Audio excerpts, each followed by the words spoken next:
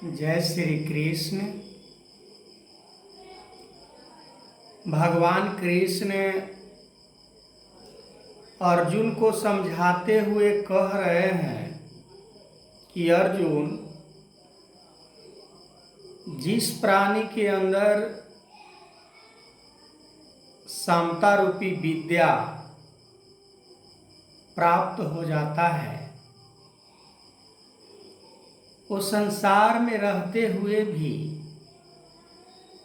उस कमल के पत्ते के समान विरक्त हो जाता है। जैसे कमल पानी में रहकर भी उस पत्ते को छू नहीं सकता, ठीक उसी प्रकार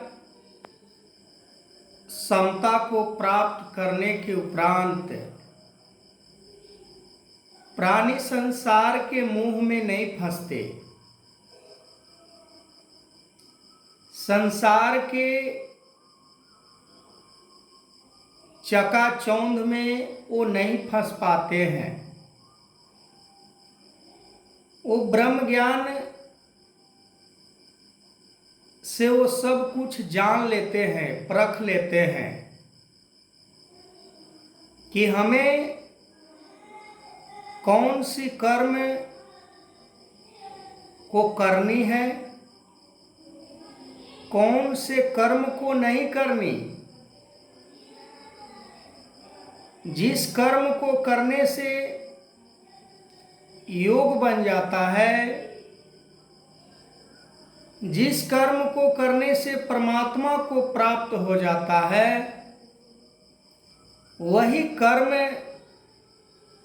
संसार में उचित माना गया है। ऐसे तो कर्म सभी करते हैं, कर्म का कोई गिनती नहीं कि कितने कर्म हैं, पर गीता में भगवान कृष्ण फरमा रहे हैं कि निष्काम कर्म ही योग बनता है। हम सोच सकते हैं कि कैसे हम निष्काम होकर कर्म करें। निष्काम यानी निस्वार्थ होना, निष्काम यानी समर्पण होना, निष्काम यानी मिट जाना, खत्म हो जाना। फिर उसके अंदर कोई तेरा मेरा का सवाल नहीं रह जाता है। ब्रह्म ज्ञान को समझना इतना आसान नहीं है। अर्जुन के जैसे योद्धा को, अर्जुन के जैसे महापुरुष को समझने में इतना समय लग गया, इतना वक्त लग गया, पर हम अपने आप को समझते हैं कि कथा कहानी, उच्च कोटि के विचार लोगों के बीच रख दिए, हम ब्रह्मज्ञानी महापुरुष बन गए। पर ऐसा नहीं है। ब्रह्म ज्ञान वही धारण कर सकता है जो प्यार, नम्रता, भाईचारा, सहनशीलता, करुणा, दया से युक्त होता है। देखने को संसार में मिलता है,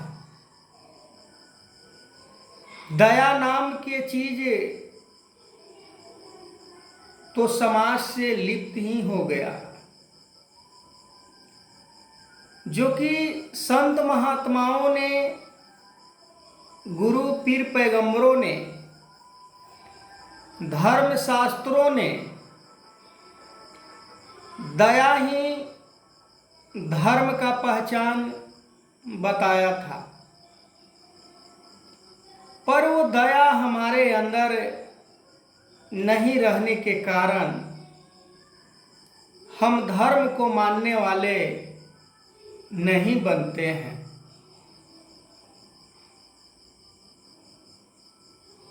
तोड़ मोड़ हर जगह देखने को मिलता है। सतगुरु ने समय समय पर इस धरा पर आकर लोगों को समझाने का प्रयास किए कि संसार के जितने भी प्राणी हैं ये सब एक ही पिता के संतान हैं, पर हम कहीं पर जाति के दीवार बना लेते हैं, कहीं पर अमीरी गरीबी का दीवार बना लेते हैं, कहीं पर ऊंच नीच का दीवार बना लेते हैं, तो कहीं पर पद पदवी का दीवार बना लेते हैं। यदि गिनती करना चाहे तो ना जाने कितनी दीवार हमारे मन के अंदर होता है, पर इन बातों से सतगुरु ने हमें रोका है कि जब तक इन बातों से युक्त होकर जीवन जीते रहोगे तब तक तुम ब्रह्म ज्ञान को नहीं समझ सकते। ब्रह्म ज्ञान वो निर्मल धारा है जिसके अंदर लेश मात्र भी बूंद गंदे नाली की तरह मिल जाए तो ब्रह्म ज्ञान समझ में नहीं आता।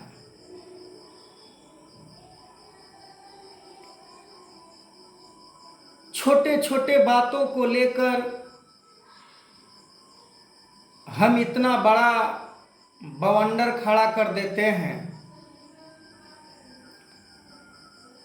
कि जिसका कोई अंदाजा भी नहीं लगाया जा सकता है। कोई बेचारा निर्धन,